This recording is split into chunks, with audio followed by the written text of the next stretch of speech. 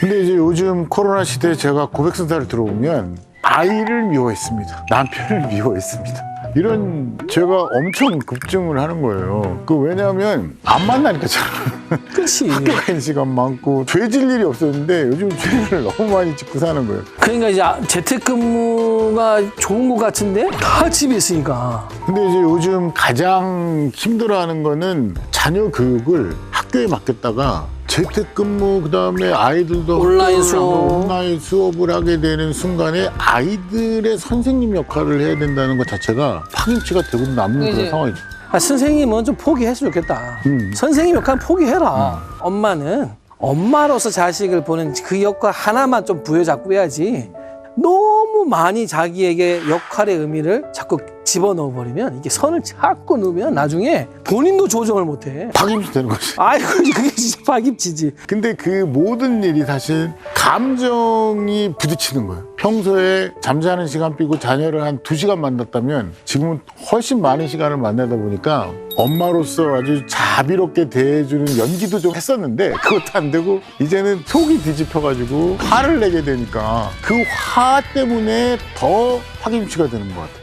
그래서 화는 자기 자신의 과도한 기대 때문에 생기는 것이다. 이게 뭐냐면 얘는 이렇게 좀 해줘야 되고 남편이 이렇게 해줘야 되는데 기대치가 바닥을 칠 정도로 안 해주니까 그런 일들이 생기는 거라고 보고 그러면 기대치를 줄이자.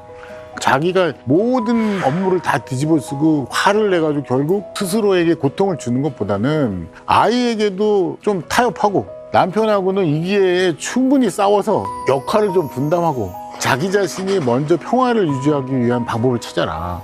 참 내가 오늘도 어떤 분한테 내가 그랬어. 보살님은 집에 가서 남편하고 아들한테 꼭 한마디 해라. 우리 집은 참 좋겠다고. 우리 집에는 보살이 한 명 있어서 다 구제받는 중생들만 있고 참 좋겠다. 엄마가 보살이군요. 그러니까 절집에서 이제 보살님이라고 부르는 칭호를 하잖아. 중생은 구제하고.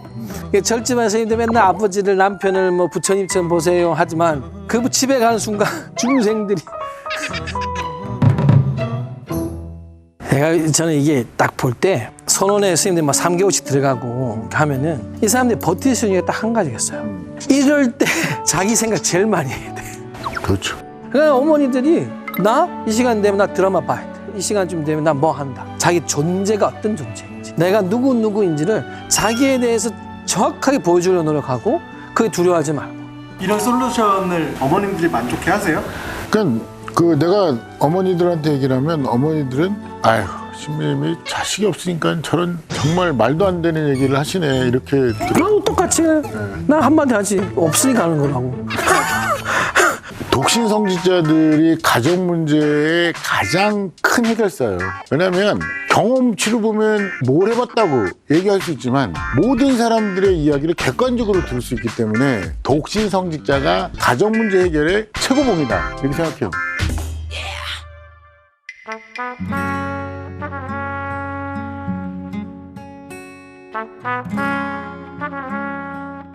예전에 중학교 2학년 학생이 엄마 아버지에게 왔어요.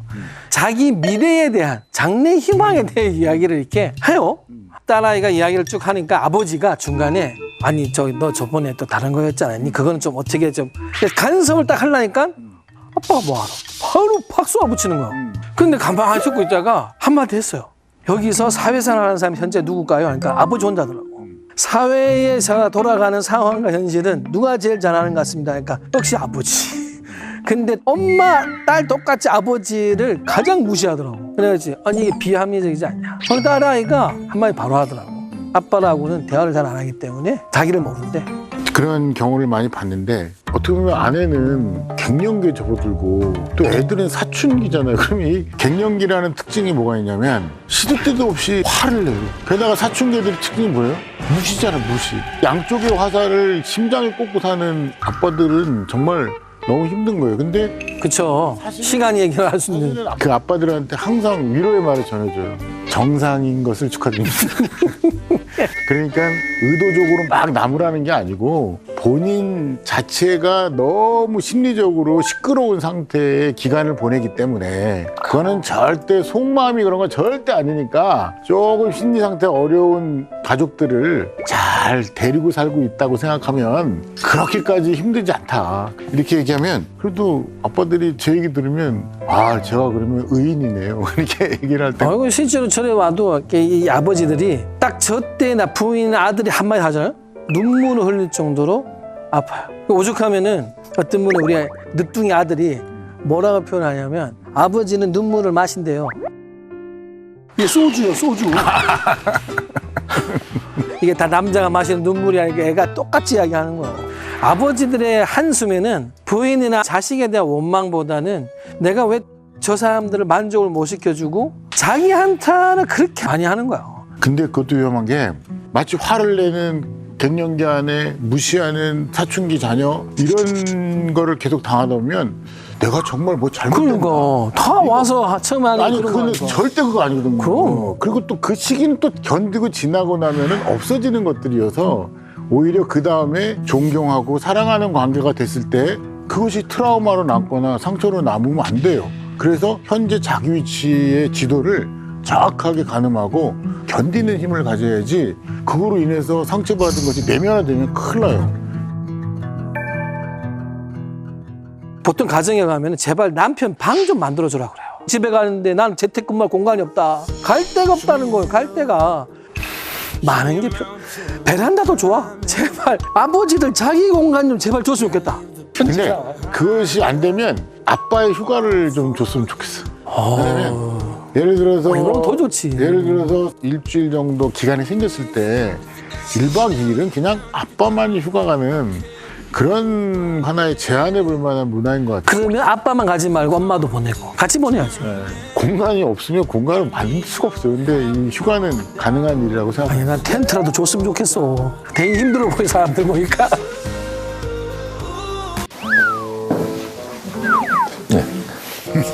여러분 안녕하십니까. 예. 배우 최종훈 그리고 요즘은 이제 유튜버 최종훈입니다. 이런 젠장 말년에 아저씨 막내가 오다니 막내가 우리 삼촌보다 나이가 많다네. 안녕하세요. 인마 최정훈입니다.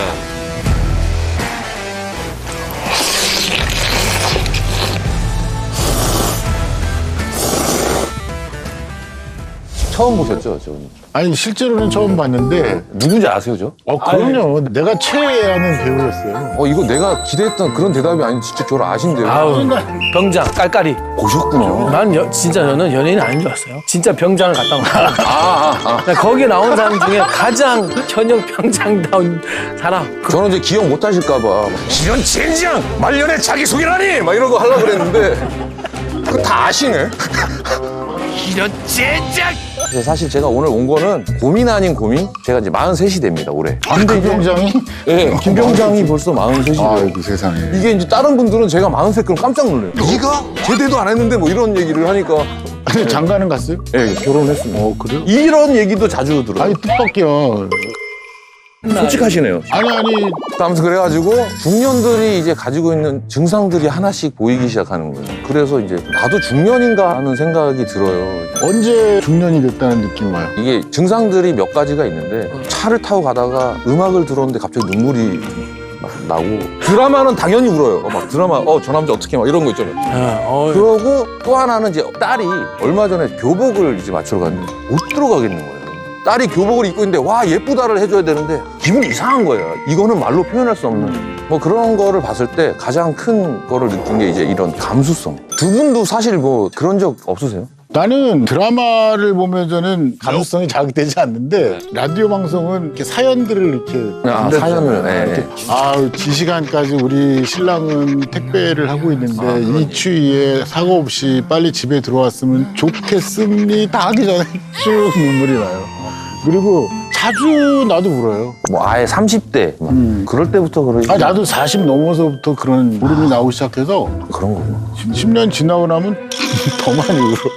이게 최고가 예전에 원앙소리라고 하는 영화를 스님들이 단체 관람을 갔어요. 그 장면에서 안 울 수가 없잖아. 그렇죠.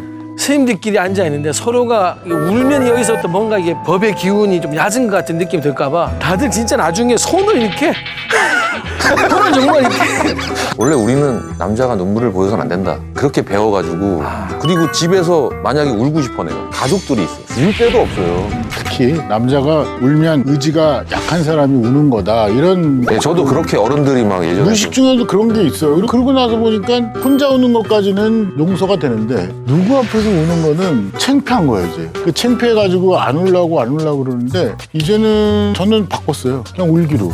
특히 신자들한테 무슨 이야기를 딱 하다가 내가 이렇게 멋있게 얘기한 것에 내가 감탄을 하지. 내가 울음이 나올 때가 있어. 근데 이제 이런 게 감정적으로 나는 이렇게 중년들이 자기들의 감정의 표현을 하는 게 굉장히 이제 난 건강하다고 보고 그게 안 되면은 그게 이제 진짜 문제가 있다고 보고 그러니까 신부님은 계속 표현을 하시거든. 그래서 내가 맨날 느껴 우리 신부님 계속 건강하시구나. 아, 난 이 말 하는 순간 울 뻔했어. 내 마음을 이렇게 이해해주고 막 울 뻔했어. 참나. 요거하고 또 하나가 있어요. 이게 살짝 마음의 상처를 잘 입는 좀 삐지는 경향이 생기는 거지. 삐지지. 나는 분명히 서운하고 상처받았다고 생각하지만 남이 보면 삐졌다는 거죠. 이게 삐지는 건지 한번 들어봐 주세요. 제가 진짜 이거 좀 물어보고 싶어요. 옷을 사러 갔어. 옷을 사러 갔는데 이거 예쁠 것 같아. 딱 입어보면 옆에서 안 어울려. 그럼 그런 걸 입으려고 그래. 뭐 이러면은 입어보고 싶은데 말을 못 해요. 그래갖고 그래? 그러고 놨다가 생각나잖아. 집에 갈 때 얘기. 아까 그거 왜 안 어울린다 그랬어? 그러면은 아니 삐졌네 이거 막 이러면 아니 그냥 난 서운하니까 좀 어울린다고 해주면 안 돼? 아 피곤하다 나이 먹나 봐 막 이러고 있고 짠하다 진짜. 심지어는 제가 목욕탕을 갔다 왔습니다. 때까지 밀고 왔어요. 집에서 딱 이제 TV 보고 이렇게 옆에 딱 앉으니까 와이프가 딱 오니까 목욕탕 갔다 온다며. 갔다 왔어? 뭐하고 왔어? 이러는 거예요. 엄청 서운하더라고요. 그래갖고 그날 밥을 먹으라 했는데 됐어 밥 안 먹어 그랬더니 누가 또 삐졌구나 뭐 이러는 거예요. 이게 내가 마음이 상한 거지 이게 삐진 거냐고. 그래서 이게 내가 점점 더 잘 삐지나? 두 분은 혹시 삐지나? 아니 나는 원래 뭐 삐돌이긴 한데 중요한 거는 그 연애할 때나 결혼 초기로 돌아갔을 때 똑같은 상황이 벌어졌다고 그래 봐요. 그때는 개의치도 않아. 종훈 씨 마음속에 그 당시에는 종훈 씨가 주인공이야. 이제 중년이 들어서면 뭐가 생각이 나냐면 심리적으로 아내한테 기대고 싶고 아내의 한마디 한마디가 중요한 때가 돼버린 거야. 사실 그런 거 있어요. 칭찬 좀 받고 싶고. 그렇지. 네. 진짜 이게 특히 남자들 중년 남자들이 이 세상에서 가장 칭찬받고 싶고 계속 인정받고 싶은 1순위는 내가 볼 때 무조건 부인 같더라고. 부인. 근데 나는 이제 제3자적 입장에서 볼 때는 그나마 단란하다고 난 봐. 그러니까 아버지 삐진 거 보고 아빠 또 삐졌어. 이 정도가 되면은 아직도 그래도 관계가 유지된 거야. 슬프네요. 예. 그래도 너네 집은 서로 아는 척은 하는구나 이런 얘기. 그렇지. 맨 마지막을 큰 소리를 질러가지고 공포 분위기를 만들어가지고 아웃을 시키잖아? 그게 제일 창피한 거야. 그러니까 그건 안 돼. 공포 분위기가 딱 되잖아? 그리고 그때부터는 아내도 아이도 아빠 삐졌네 이런 게 안 해. 그건 차라리 울어. 차라리 그때 울어. 최고네. 서운하고 삐지다가 울어라. 종훈 씨 말고도 이 시대에 살아가는 이제 중년을 맞이하는 초년병들이 엄청 많잖아요. 그쵸, 그래서 예. 사실 그 모든 중년을 맞이하는 분들에게 드리고 싶은 말은 이제까지 좀 소외시했던 가족에게 다시 돌아가는 현상이다. 이렇게 생각해요. 왜냐하면 그전에는 오히려 아내, 자녀에 대해서도 그들이 뭐라고 얘기하든지 간에 신경 안 쓰이다가 신경이 쓰여졌다는 거는 또 한편으로는 이제 호흡하고 보듬고 그렇게 살아갈 수 있는 시기가 도달했다. 그래서 중년은 비록 외롭고 쓸쓸해서 혼자 울지만 이 시기가 오히려 반대로 내 아내와 내 자녀에게 관심 갖고 따뜻한 말이라도 한번 전해줄 수 있는 그런 계기가 됐다고 생각해요. 그걸 잘 보내셔야 돼. 이런 감정 나오는 거를 자기 스스로가 잘 요걸 세련되게 가꾸는 연습도 좀 해야 돼. 차츰 잘못 이렇게 그 다음 단계로 넘어가면은 좀 화내는 걸로 대신하려고 하는 거야. 예. 이게 이제 감정을 요때 적당한 시점에 잘 하는 연습도 해놔야 되는데 지금이 제일 좋을 때라. 내가 볼 때 딱. 오늘부터 중년 최정훈이네요. 예. 좋은 말씀 감사합니다. 혹시 누구세요? 네, 안녕하세요. 저는 미대 나온 여자 미자라고 합니다.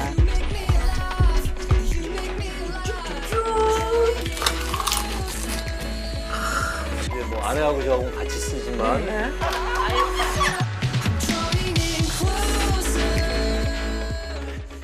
안녕하십니까. 미자 엄마 전성애입니다. 바람 펴, 사업 말아먹어. 여기는 이 불경기 왜 회사를 차린 거야? 혹시 회사에서 잘린 거 아니야? 아우, 반갑습니다. 반갑습니다.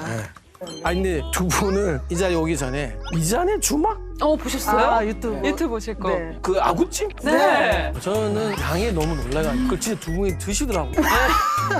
맛있어. 원래 이렇게 많이 드시는 거예요? 기본 아니에요? 그 정도? 그런가요? 이제 다 보시는구나. 스님은 먹방에 완전히 팬이에요. 왜냐하면 고기도 못 먹지, 생선도 못 먹지. 일명 대리만족. 모녀 관계니까 어머니가 딸 키우는 일이라면 엄청나게 많은 속도 썩고 좀 그런 일 없었어요? 있었죠. 왜냐면 얘가 관연해지면서 나가야 되는데 나가지를 않고 머물러 있어가지고 제가 한동안 얘가 30대 한 초반 그때는 결혼정보회사도 알아보고 뭐 얼른 결혼을 시키려고 제가 주변에서 또 빨리 시집을 보내려면 엄마가 적극적으로 나서야 된대요.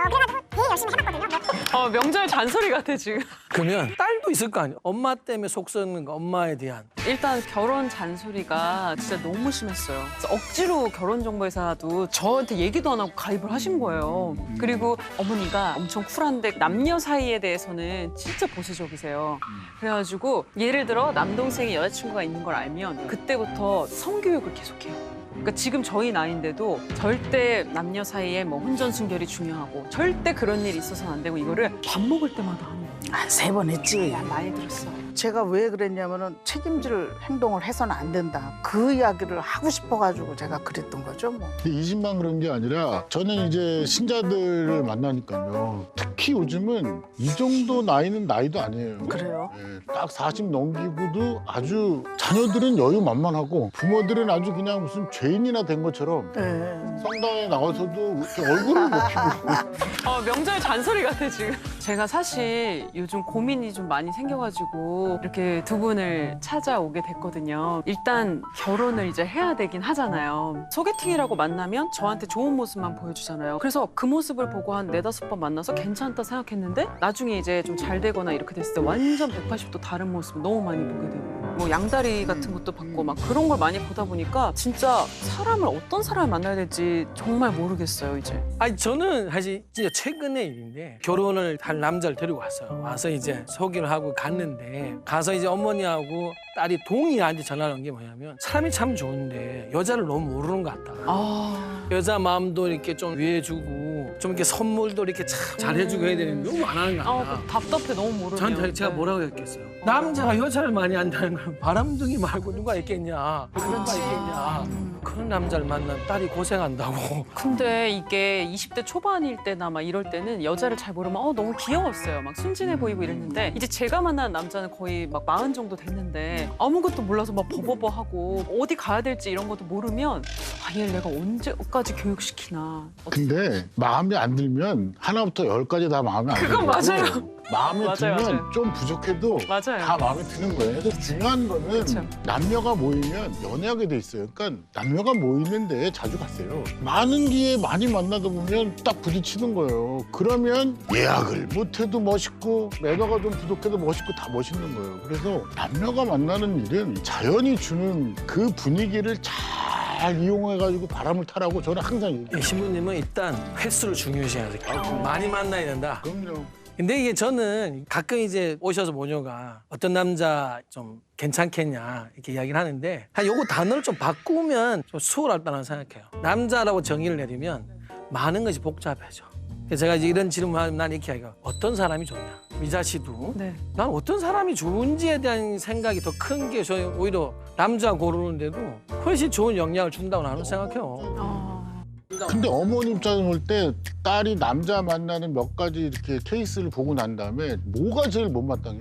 사실은 못마땅한 거는 없어요. 이제는요, 제가 다 내려놨어요. 이제 포기하신 거예요, 그러면? 포기는 아니지만 연이 아직 안 나타났는가 보다. 이제 이렇게 하고. 그리고 이제 제가 얘 성품을 아니까 얘 선택을 그냥 존중하는 거죠. 이게 가족에서 결혼의 문제에서 가장 수월했을 때가 뭐냐면 자식에 대한 믿음이 신뢰가 강한 부모일수록 부모님들이 손을 떼기 시작하시더라고요. 근데 손 뗐어요. 네. 그게 그러니까 이제 부모 때문에 그 족쇄는 이제 사실은 많이 없어진 거지. 오로지 본인 책임 간 거죠. 이제. 그래도 그렇죠. 잔소리가 엄청 심한. 내가 무슨 그것도 안 하면 엄마 뭔 재미로 딸하고 살아요. 그러면은 외로우면 어떻게 하세요? 벌써부터 막 외로움. 외로울 새가 없으시죠. 주변에 너무 많아. 아니요. 외로워하죠. 저희가 외로움을 안 느낀다 그러면 일단 저희가 정신적으로 문제가 있는 사람이 되는 거예요. 외로움의 문제는 아니라고 봐요.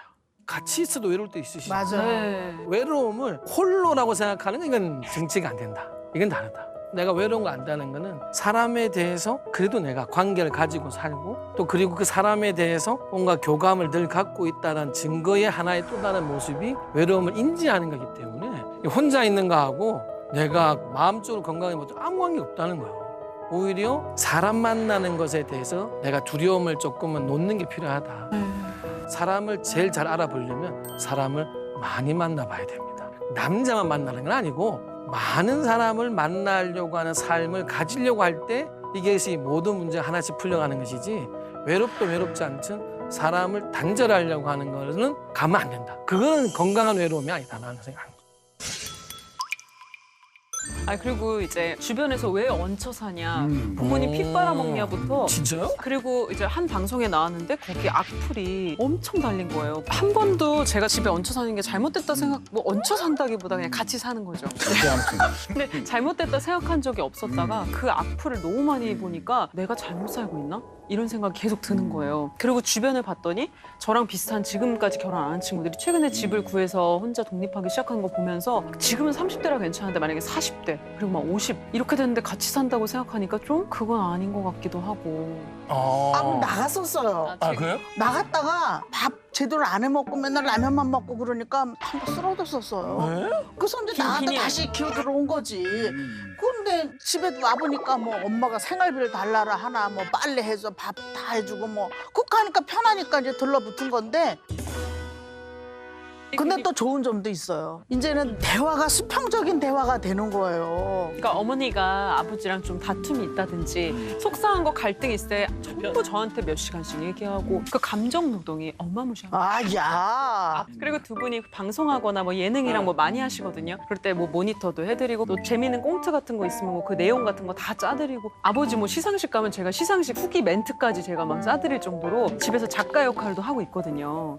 그렇지 않으세요? 그냥 가끔 그런 일이 있긴 있어. 네.